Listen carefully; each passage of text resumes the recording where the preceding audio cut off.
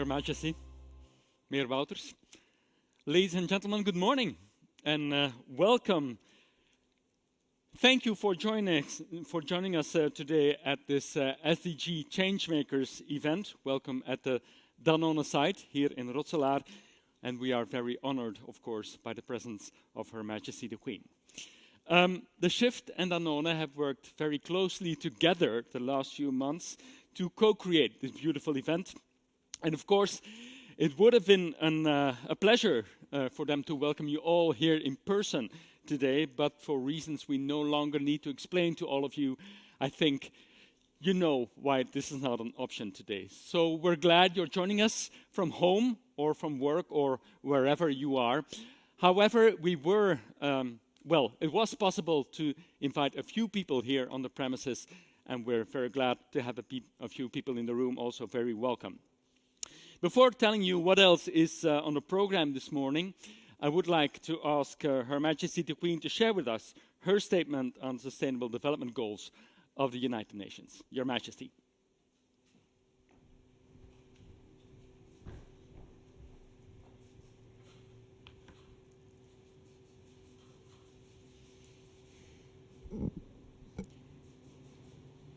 Ladies and gentlemen, the COVID-19 crisis has brought to light the fragilities of our societies and of our world. The future holds more uncertainties. Inequalities are on the rise. Too many children and young people have dropped out of the education system. More people are facing mental health issues. Many among the most vulnerable are at risk of sliding or falling back into poverty. Reaching the Sustainable Development Goals by 2030 will therefore require a renewed and vigorous impulse. We cannot let the COVID crisis distract us from the longer-term objectives we have set for ourselves. On the other hand, when faced with the unexpected challenge of the pandemic, citizens, communities, civil society, the private sector, and governments have demonstrated their capacity to rally and mobilize. We can draw some lessons from this. Tackling unsustainability in all its dimensions is the next urgent challenge. Building sustainable societies should be the next goal, and we need to build back better. There has been progress, undoubtedly, but there are still many gaps. For instance, in mainstreaming sustainability at all levels, in learning to think differently, in developing positive and convincing narratives for all, in sharing knowledge and vision. The time has also come to connect the profusion of innovations for sustainability, which we have witnessed over the years, into a coherent system of mutually reinforcing transformations.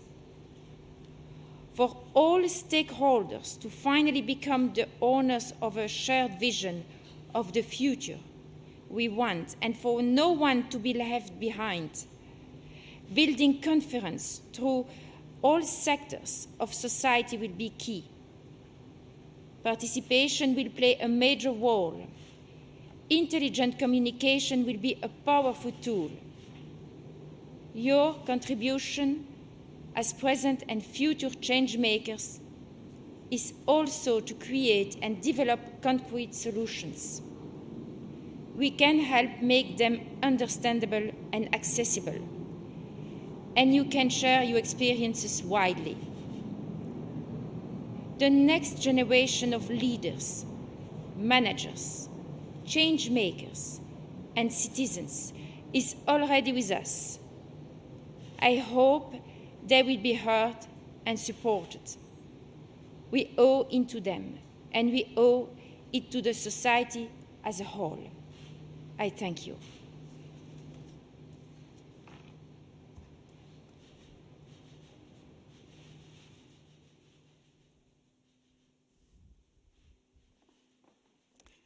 Thank you very much, Your Majesty, for sharing this statement with us.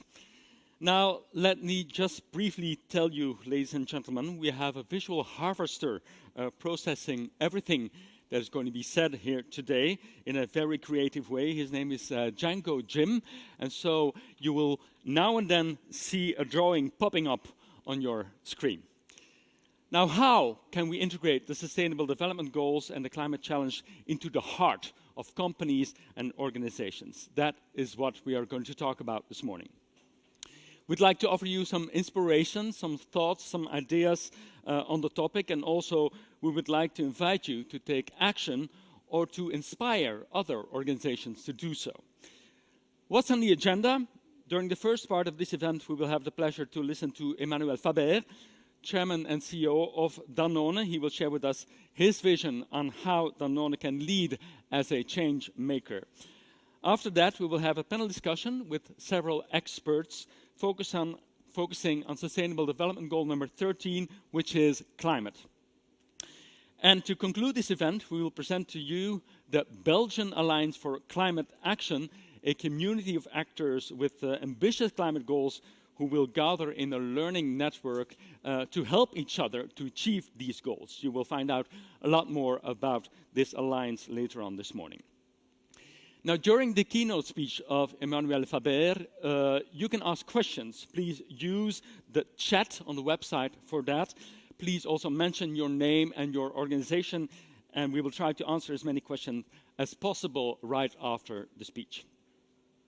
Your Majesty, Mayor, ladies and gentlemen, it's been 5 years now since the Sustainable Development Goals of the United Nations have been introduced to the world, the Sustainable Development Priorities for the forthcoming 15 years. So it's an important anniversary today, but can we really celebrate? Not just yet. There's a lot of work to be done. And one of the organizations that has taken up the challenge to become sustainable at heart is Danone. I will now give the floor to the Chairman and CEO of Danone for a keynote speech, and I'd like to remind you that you can ask questions during his talk. How to act as an SDG change maker contributing to people and planet. Emmanuel Faber.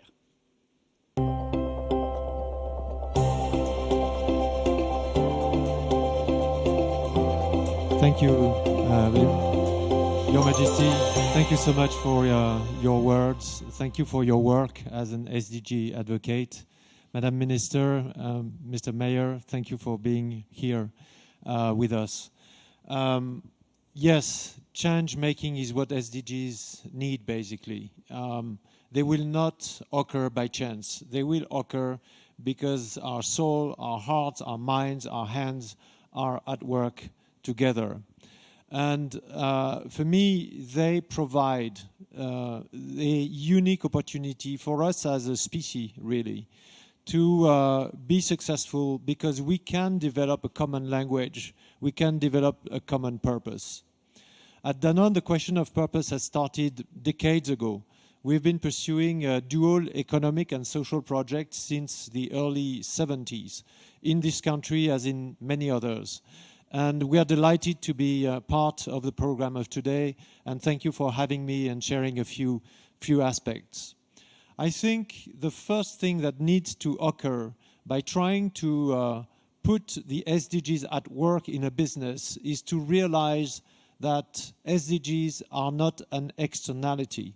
They are not sitting somewhere in the UN and we are completely disconnected from them. The reality is that SDGs are the constituencies of what ultimately a company, any business, can thrive sustainably. So it's a matter of resilience for our businesses that we achieve these SDGs. So the way we took it was 5 years ago that we designed goals for the company, 9 integrated goals for 2030 that are totally embedded in the SDG language, in the SDGs. What we have started to do is to develop an approach where we could integrate these SDGs into the business system of Danone by working on the indicators, first of all, of the SDGs, connecting these business indicators with our own indicators, working with B Corp, B Lab and B Corp, which is an external certification body that we've been partnering with for 5 years. They have developed with UNGC a set of SDG action managers, a tool basically that connects the B Corp assessment of certification for sustainable management by companies with the SDG language. And Danone has been among the very few first companies to actually use the action managers, the SDG action manager. So we are now piloting this as a tool since about 2 years now. But I would like to just show one example, which is climate. We do not consider climate as something which is outside of our business reach. Since more than 10 years, we started actually to have a CO2 reduction program, which was embedded even in the bonus of our managers. So we have about 100,000 people at Danone. 15,000 of them are team leaders. In 2009, all of them had bonuses, incentives on the fact that they would reduce the CO2 footprint of the part of the business that they were working for. So in this factory, we are now using twice less plastic for the Actimel bottles than when we actually started. On health, we're also using actually twice less sugar than when we actually started.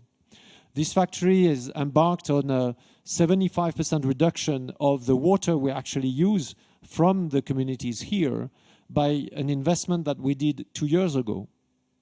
And I could go on like this because we are really speaking about managing SDGs as a way to have a company that's going to thrive now, competitive advantage for our brands, but also the long term for our business.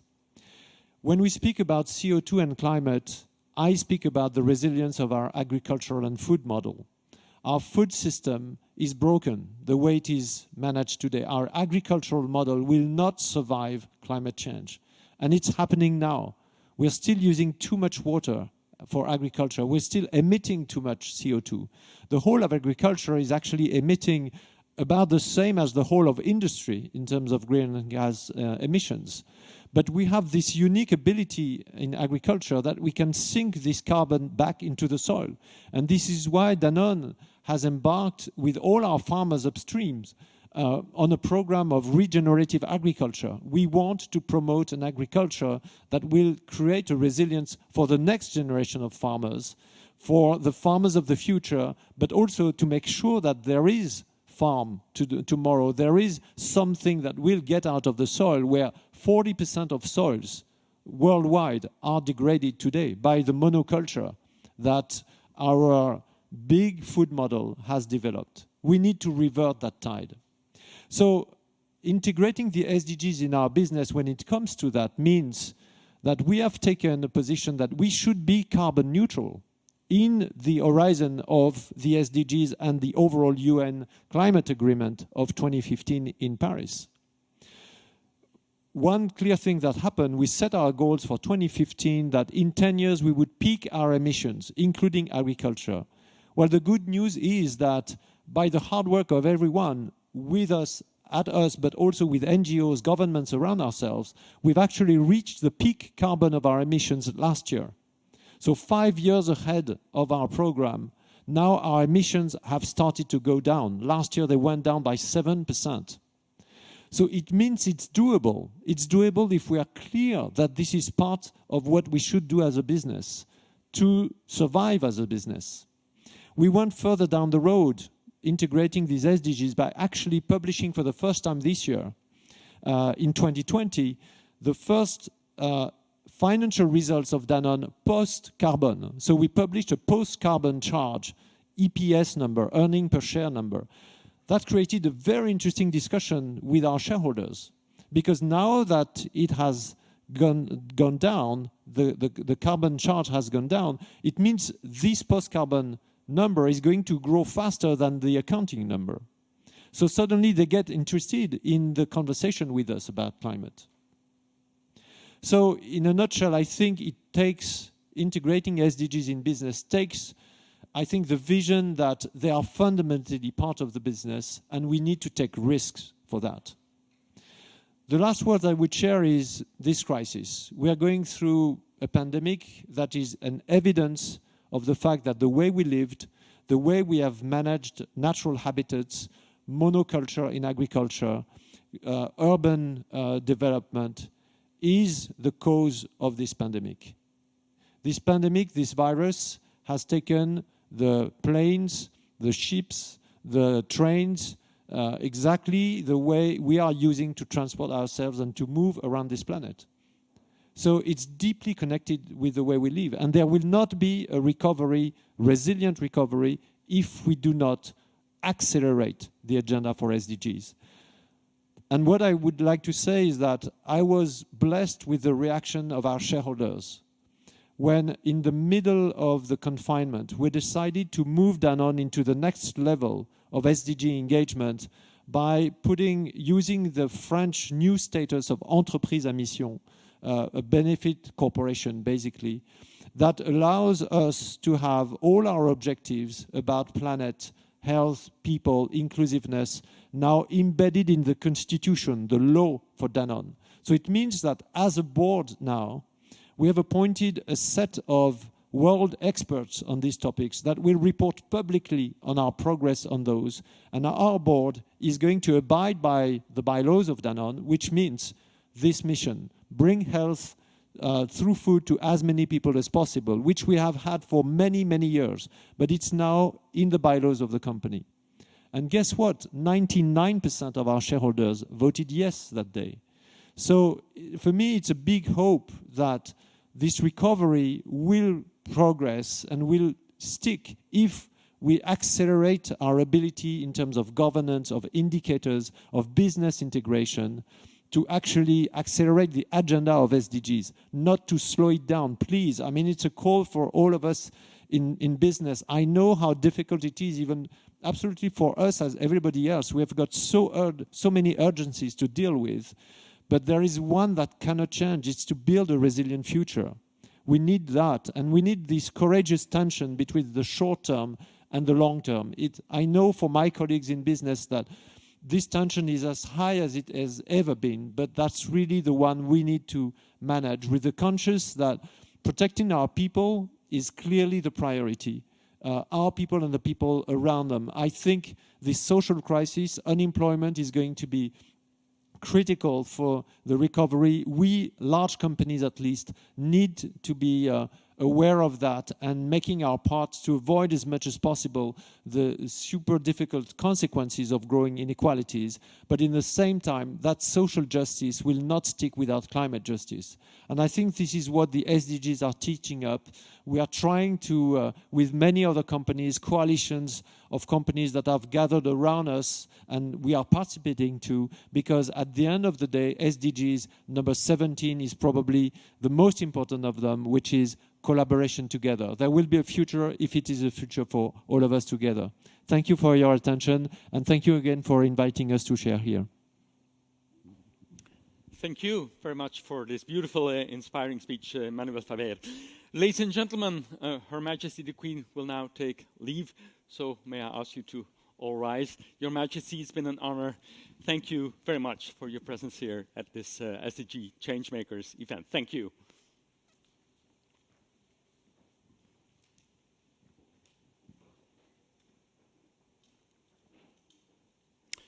And may I ask you to